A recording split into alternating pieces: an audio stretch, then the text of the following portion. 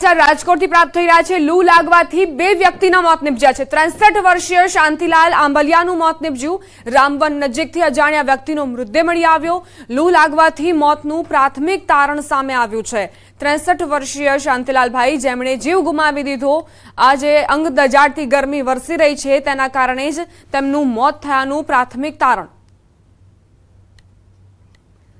સતત ગરમી વધતી જઈ રહી છે, સૂર્યદેવ કોપાયમાન બન્યા છે, આકાશમાંથી અંગારા વરસી રહ્યા હોય તે પ્રકારની સ્થિતિ અને જે લોકોના મોત નિપજી રહ્યા છે હીટ સ્ટ્રોકના કારણે, લૂ લાગવાના કારણે, તે ખરેખર તમામ નાગરિકો માટે લાલબત્તી સમાન કિસ્સા છે। અને એટલે જ નિષ્ણાંતો, તબીબો તમામ અપીલ કરી રહ્યા છે કે જ્યારે આપ બપોર દરમિયાન બહાર નીકળો તો પોતાના શરીરને ઢાંકીને બહાર નીકળો, જરૂર પડે તો જ બહાર નીકળવાની સલાહ પણ આપવામાં આવી છે।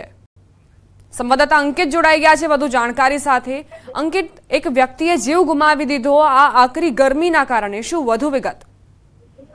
ચોક્કસ દીપા, ખાસ કરીને વાત કરવામાં આવે તો લૂ લાગવાના કારણે બે વ્યક્તિઓના છે તે મોત નિપજ્યા હોવાના સમાચાર છે તે સામે આવ્યા છે। ખાસ કરીને વાત કરવામાં આવે તો રાજકોટ શહેરના તાલુકા પોલીસ મથક વિસ્તારમાં અવધના ઢાળિયા પાસે મૃત્યુ પામેલી હાલતમાં 63 વર્ષીય શાંતિલાલ આંબલિયાની લાશ મળી આવી હતી।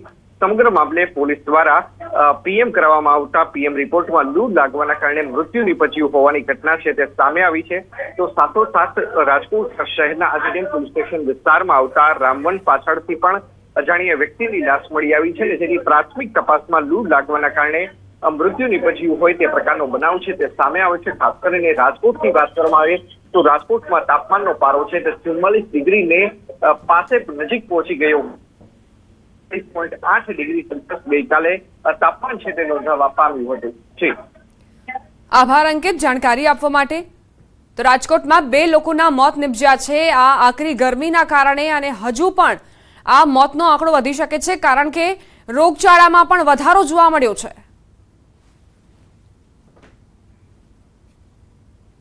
દક્ષિણ ગુજરાતના જિલ્લાઓમાં પણ હાલ હીટવેવની સ્થિતિ જોવા મળી રહી છે। આકરા તાપના કારણે લોકોને લૂ લાગવાના કિસ્સા પણ વધી રહ્યા છે। તાપી જિલ્લામાં પણ ન્યૂઝ 18 ગુજરાતીના રિયાલિટી ચેકમાં આંગણવાડી કેન્દ્રોમાં આકરા તડકામાં નાના ભૂલકાઓ ભણતા નજરે પડ્યા।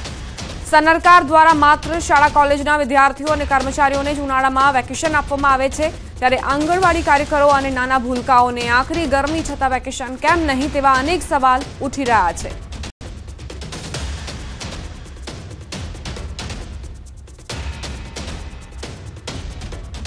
તો આકરી ગરમી વરસી રહી છે અને આકાશમાંથી અગનગોળા જાણે કે નાગરિકોને પરેશાન કરી રહ્યા છે, ત્યારે સવાલ એ કે શું તંત્રને આ દ્રશ્યો નથી જોવાતા? નાના ભૂલકાઓને આખરે કેમ વેકેશન નથી આપવામાં આવ્યું?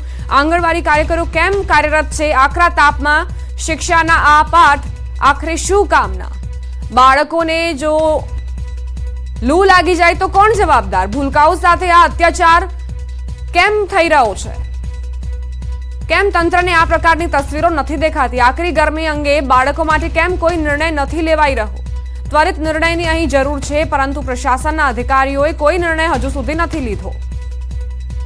તો આ જે સવાલ એટલા માટે પણ ઉઠી રહ્યા છે કારણ કે નાના ભૂલકાઓ અને આંગણવાડી કાર્યકરો આ આકરી ગરમીમાં પણ આંગણવાડીમાં અભ્યાસ કરી રહ્યા છે બાળકો, અને કાર્યકરો પણ કાર્યરત છે।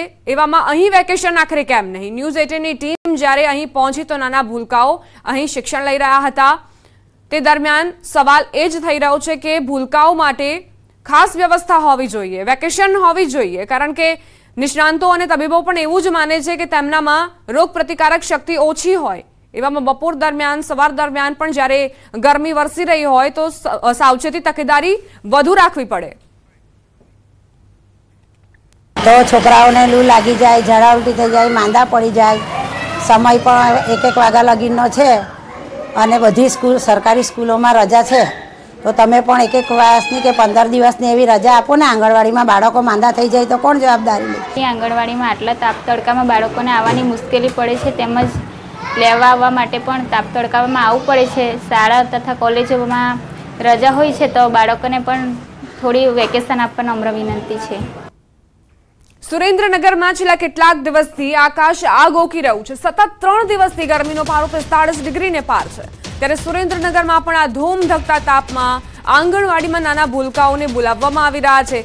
શહેરના કૃષ્ણનગર વિસ્તારમાં આવેલી આંગણવાડીમાં ન્યૂઝ 18ની ટીમે રિયાલિટી ચેક કર્યું। આ કાળઝાળ ગરમીમાં બાળકો આંગણવાડીમાં રમતા જોવા મળ્યા। સુરેન્દ્રનગર જિલ્લામાં 1350થી વધુ આંગણવાડી આવેલી છે, જેમાં 27,000થી વધુ બાળકો અભ્યાસ કરે છે। તો આંગણવાડીમાં કઈ રીતે લોલામલોલ ચાલી રહી છે તેની તસવીરો જુઓ। અહીં સવારથી જ જ્યારે સૂર્યદેવ કોપાયમાન હોય ત્યારે બાળકોને ભૂલકાઓને બોલાવવામાં આવી રહ્યા છે।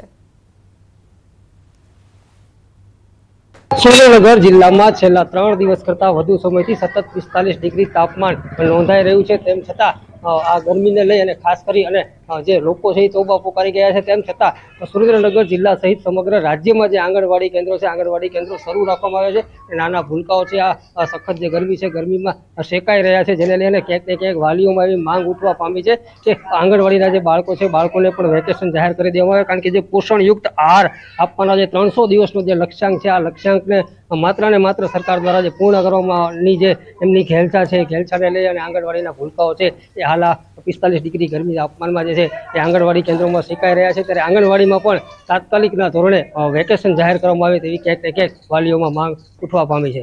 અક્ષય જોશી, ન્યૂઝ 18 ગુજરાતી, સુરેન્દ્રનગર। સુરેન્દ્રનગર જિલ્લામાં છેલ્લા 3 દિવસથી અગનભઠ્ઠીની જેમ સમગ્ર શહેર અને સમગ્ર જિલ્લો શેકાઈ રહ્યો છે અને 45 ડિગ્રીથી વધુ તાપમાન નોંધાઈ રહ્યું છે। ત્યારે આ તાપમાનમાં સુરેન્દ્રનગર જિલ્લામાં જે આંગણવાડીઓ આવેલી છે, કુલ 1355થી વધારે આંગણવાડીઓ આવેલી છે, જેમાં અંદાજે 27,000થી વધુ જે નાના ભૂલકાઓ છે, આ ભૂલકાઓને આ ધોમધકતા તાપમાં પણ આંગણવાડી કેન્દ્રોમાં હાલ બોલાવવામાં આવી રહ્યા છે। અત્રે ઉલ્લેખનીય છે કે સમગ્ર રાજ્યમાં જે શાળા અને કોલેજો છે, આ કોલેજોમાં ઉનાળાના સમયે વેકેશન જાહેર કરી દેવામાં આવે છે, પરંતુ આ નાના જે ભૂલકાઓ છે, જે 0 થી 6 વર્ષ સુધીની ઉંમરના બાળકો છે, આ બાળકોને માત્ર અને માત્ર જે સરકારી તંત્ર છે એનો જે પોષણનો જે ટાર્ગેટ છે, ટાર્ગેટ પૂરો કરવા માટે થઈને આંગણવાડીના ભૂલકાઓને હાલ ધોમધકતા તાપમાં જે આંગણવાડીમાં છે બોલાવવામાં આવી રહી છે, જેને લઈને ક્યાંક ને ક્યાંક વાલીઓમાં રોષ જોવા મળી રહ્યો છે અને આ મામલે સરકાર દ્વારા તાત્કાલિક પગલાં લઈ અને આંગણવાડીમાં પણ ઉનાળુ વેકેશન જાહેર કરવામાં આવે તો નાના ભૂલકાઓ છે એ ગરમીથી બચી શકે।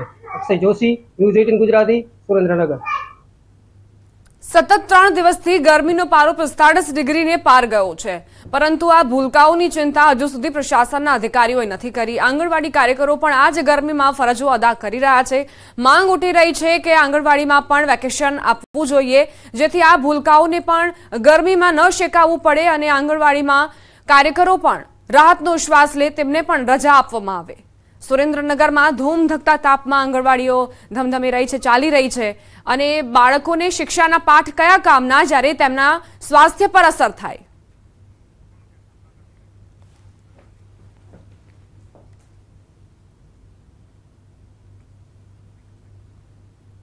અરવલ્લી જિલ્લામાં હવામાન વિભાગે ઓરેન્જ એલર્ટ જાહેર કર્યું છે। આગ ઓગતી ગરમીના કારણે જ શાળા કોલેજમાં ઉનાળુ વેકેશન જાહેર કરાયું, ત્યારે સરકાર પોષણયુક્ત આહારના 300 દિવસના લક્ષ્યાંક પૂર્ણ કરવા માટે ધોમધકતા તાપમાં બાળકોને આંગણવાડીમાં બોલાવે છે। અરવલ્લીના મોડાસા માલપુર રોડ પર આવેલી આંગણવાડીમાં ન્યૂઝ 18ની ટીમ પહોંચી હતી। ધોમધકતા તાપ વચ્ચે બાળકો મકાનમાં બેસી રહ્યા હતા, જે બાળકોના આરોગ્ય સામે ગંભીર સવાલ ઉભા થયા છે। તો અહીં સતત અંગ દજાડતી ગરમી વરસી રહી છે।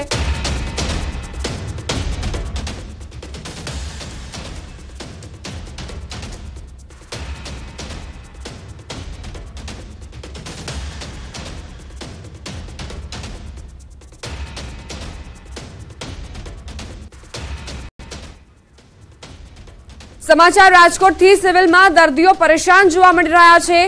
કાળઝાળ ગરમીના કારણે દર્દીઓ શેકાયા રહી છે, લૂ છે તે તેમને લાગી રહી છે, ગરમી અહીં પડી રહી છે અને તેના કારણે તેઓ સરકાર પાસે પણ માંગ કરી રહ્યા છે કે અહીંયા એસી નહીં પરંતુ બની શકે તો જે પંખો છે તે ખાસ કરીને લઈ આવવામાં આવે।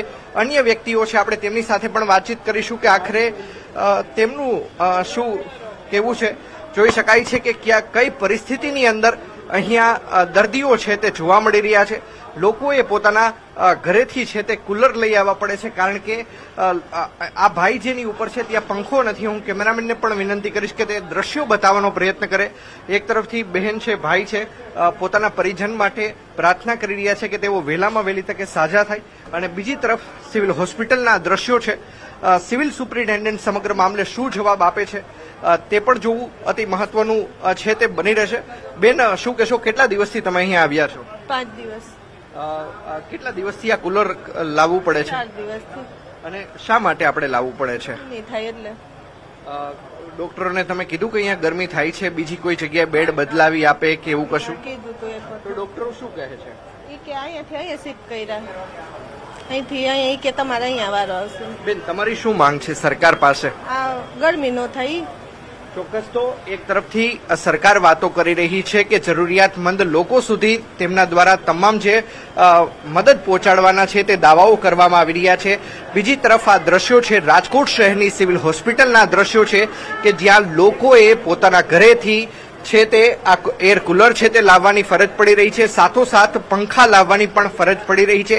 એક તરફ વાત કરવામાં આવે તો સિવિલ સુપ્રિન્ટેન્ડન્ટની જે ઓફિસ છે તેમાં 2 ટનના 3 એસી માત્ર એક જ વ્યક્તિ માટે છે, જ્યારે કે અહીંયા 10 દર્દીઓની વચ્ચે માત્ર ને માત્ર 2 પંખા છે.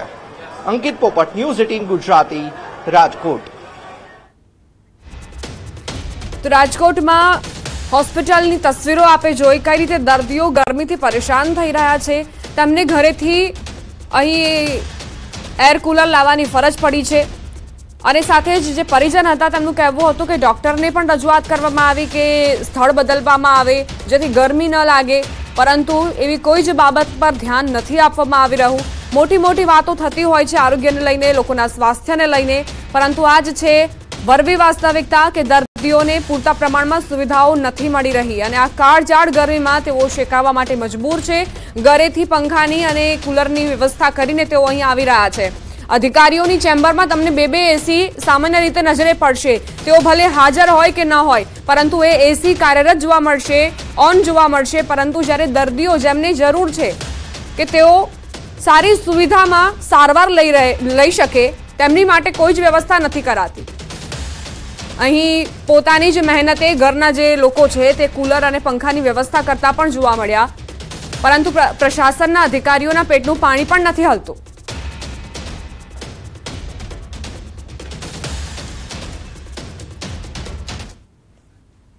સંવાદદાતા અંકિત જોડાઈ ગયા છે વધુ જાણકારી સાથે. અંકિત, આપે આપની નજરે જોયું કે કઈ રીતે દર્દીઓ પરેશાન થઈ રહ્યા છે, કેવા પ્રકારની પ્રતિક્રિયાઓ તેમના તરફથી આવી રહી છે? ચોક્કસ દીપા, સૌથી શર્મજનક દ્રશ્યો છે તે રાજકોટ શહેરની સિવિલ હોસ્પિટલ ખાતેથી સામે આવી રહ્યા છે. હું કેમેરામેનને વિનંતી કરીશ કે તે આ દ્રશ્યો બતાવવાનો પ્રયત્ન કરે. એક તરફથી રાજકોટ શહેરની જે પીડીયુ હોસ્પિટલ છે તેના સિવિલ સુપ્રિન્ટેન્ડન્ટ છે ડોક્ટર રાધેશ્યામ ત્રિવેદી. આ ડોક્ટર રાધેશ્યામ ત્રિવેદી છે કે જેમની ચેમ્બરની અંદર માત્ર ને માત્ર તેમના એક માટે 2 ટનના 3 જેટલા એસી છે તે મૂકવામાં આવી રહ્યા છે, કારણ કે સિવિલ સુપ્રિન્ટેન્ડન્ટને ગરમી ન લાગે.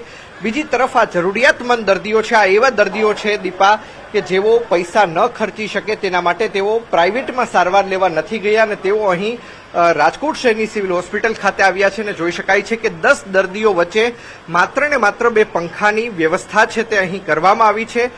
લોકોએ ગરમીથી બચવા માટે પોતે જ છે તે એર કુલર અને સાથોસાથ પંખા લાવવાની છે તે ફરજ પડી છે. ભાઈ છે, આપણે તેમની સાથે વાતચીત કરીશું. શું નામ છે તમારું? રમેશભાઈ. કેટલા દિવસથી અહીંયા છો? હું 15 દિવસથી. 15 દિવસથી છો. અને આ પંખો કેટલા દિવસથી લાવ્યા છો? 15 દિવસથી. 15 દિવસથી અહીંયા ક્યાં દેખાય તમને હવા આવે એવું? તમારી શું માંગ છે સરકાર પાસે? તમારી શું માંગ છે, શું કહેશો? સરકારમાં આમાં બધાને સારું કરીએ, સારું સરકાર કરી દે, સારું તમને લાગે. લોકો પણ સામે સવાલો પૂછી રહ્યા છે. તેમને પણ ખબર છે કે સરકાર છે તે તેમનું સાંભળવાની નથી, તંત્ર છે તે તેમનું સાંભળવાની નથી. 10 દર્દીઓ વચ્ચે માત્ર 2 પંખા. બીજી તરફ સિવિલ સુપ્રિન્ટેન્ડન્ટની ઓફિસમાં માત્ર એક વ્યક્તિ માટે 2 ટનના 3 જેટલા એસી છે. અહીંયા માસી છે, આપણે તેમની સાથે પણ વાતચીત કરવાનો પ્રયત્ન કરીશું. બા, શું કહેશો, કેટલા દિવસથી અહીંયા છો? કાલે આવ્યા છે. કાલે આવ્યા છો. પંખો કેટલા દિવસથી લાવ્યા છો? પંખો કાલ રાતે લઈ આવ્યા છે. કાલ રાત્રે લઈ આવ્યા. અને દાખલ ક્યારે? સવારે થયા હતા? હા, કાલ સવારે 11 વાગે. આભાર અંકિત જાણકારી આપવા માટે।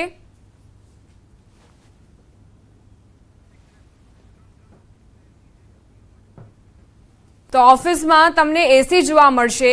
અહીં 2-2 ટનના 3-3 એસી ઉપલબ્ધ છે સુપ્રિન્ટેન્ડન્ટ માટે, પરંતુ દર્દીઓને થોડી ગરમી લાગવાની છે, તેમને તો એમ જ સારવાર આપી દઈશું ચાલશે। આ દર્દીઓ જે પ્રાઇવેટ હોસ્પિટલ્સ છે તેમાં સારવાર જે છે તે નથી કરાવી શકતા, એટલે સરકારી હોસ્પિટલમાં આવે છે, પરંતુ અહીં પૂરતી સુવિધાઓ જ નથી આપવામાં આવતી।